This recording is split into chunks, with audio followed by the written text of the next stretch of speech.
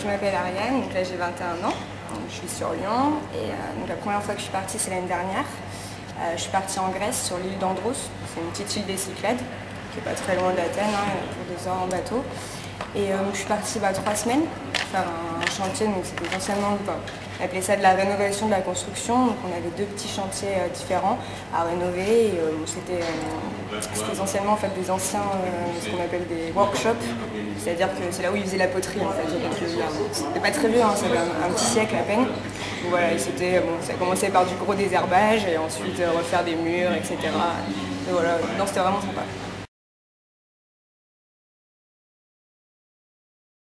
Pourquoi j'ai choisi, c'est parce que c'est vrai que j'ai surtout regardé sur internet à peu près tout ce qui pouvait être proposé. Et c'est vrai que le SVIM, c'est les seules personnes qui m'ont répondu vraiment et non mais c'est vrai qu'ils ont vraiment permis de m'expliquer comment ça allait pouvoir se passer, tout simplement. Et puis qui proposaient des projets vraiment partout dans le monde, donc ça me laissait beaucoup de choix. Et puis même financièrement, franchement, c'est le plus intéressant. Quand on voit vraiment que c'est pour aider les personnes à partir et qu'il y a on ne recherche aucun bénéfice, quoi. Alors que dans d'autres associations, j'ai pas du tout l'impression que c'est le cas, franchement.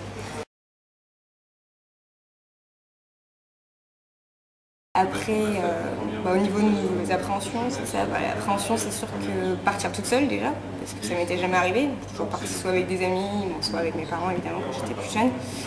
Après, je sais qu'on est très bien pris en charge de toute façon dès qu'on arrive dans le camp et on nous explique exactement comment il faut faire pour venir. Donc après, il suffit de savoir lire des panneaux ou tout simplement. Il faut demander aussi aux gens qui vivent là-bas. Par exemple en Grèce, les gens étaient très sympathiques. Quand je suis arrivée à l'aéroport, j'ai demandé, on m'a dit prenez tel bus qui vous a amené là. Et surtout, ce qui est bien, c'est qu'on peut, ce qui moi m'a rassurée, c'est qu'on nous a donné en fait les noms de tous les gens qui partaient en même temps et que j'ai pu, on s'est écrit en fait des mails entre les différents volontaires pour se dire nous on arrive, on a un avion qui arrive à telle heure, donc on se retrouve à telle heure et du coup le bateau on l'a tous pris, on était déjà 10 sur les 20. Donc forcément on a fait connaissance et ça nous a bien aidé alors pour trouver le bus après pour aller jusqu'au camp parce que je pense que toute seule ça aurait été plus compliqué. Et donc c'était un petit peu les seules appréhensions que j'avais et maintenant j'en ai plus aucune parce que franchement c'est beaucoup plus simple que ce qu'on imagine. Et c'est bien encadré, donc il n'y a pas de souci.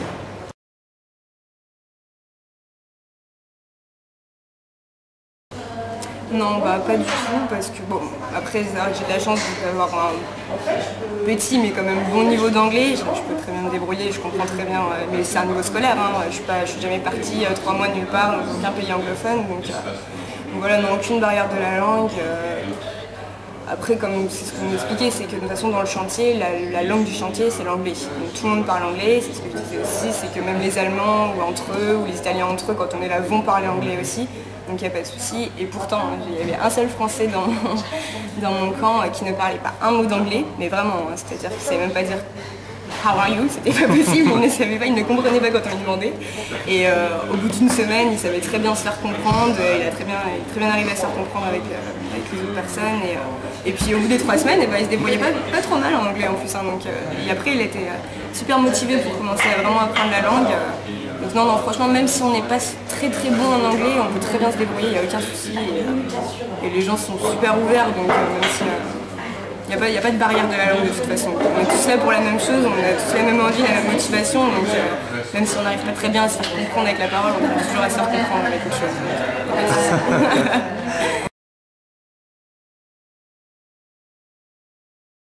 Alors franchement, moi celle qui m'a le plus marqué, c'était pas exactement dans le chantier, je sais pas si je peux quand même raconter, mais en fait les week-ends, c'est vrai que je crois que ça peut pareil pour tous les camps, les week-ends on est libre en fait, donc nous ce qu'on faisait c'est qu'on votait en fait, on se mettait tous ensemble en rond sur nos petites chaises, on décidait d'où on partait le week-end, ce qu'on allait faire, et nous on a eu l'occasion de partir à Mykonos.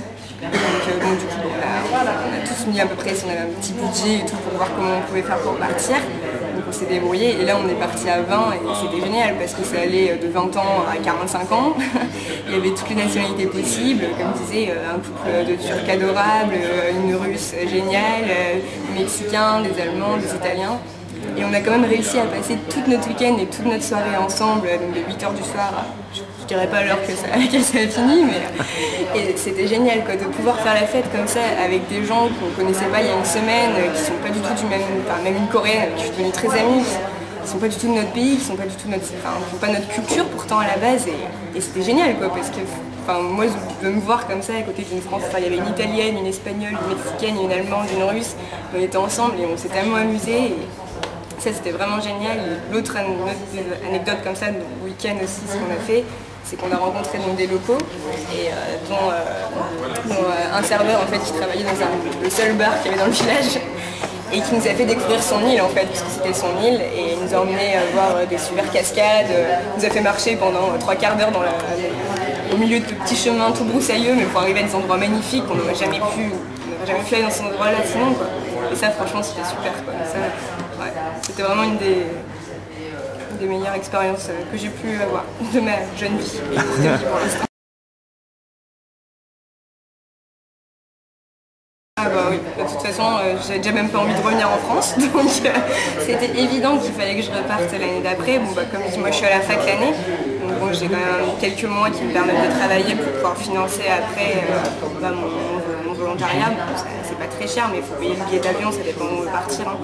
Et non, ça c'est une évidence, et là cette année, je vais repartir en Inde cette fois-ci, parce que vu que j'ai dépassé justement mes appréhensions de partir toute seule et de pas savoir me débrouiller, et en fait c'est bon, maintenant je me dis que j'en suis totalement capable, il n'y a aucun souci.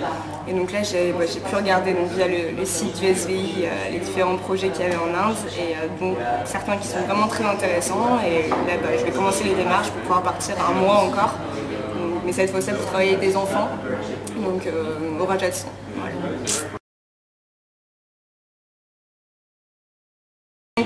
Pour ceux, s'il y en a qui regardent, et pour ceux qui hésitent encore, faut pas hésiter, il faut vraiment pas avoir peur, parce qu'ils vont vivre des expériences, ils n'imaginent même pas à quel point ça peut être génial, à quel point c'est humainement, le fait de rencontrer des gens de nationalités complètement différentes, mais aussi de faire un travail qui est intéressant, et l'accueil pour soi dans ces pays-là, et franchement c'est magique, il n'y a rien à dire, c'est vraiment une expérience géniale à faire, et il vaut mieux faire ça, prendre son temps maintenant quand on est jeune et qu'on a le temps, même plus tard, mais là, moi je sais qu'on est jeune, on a le temps de le faire.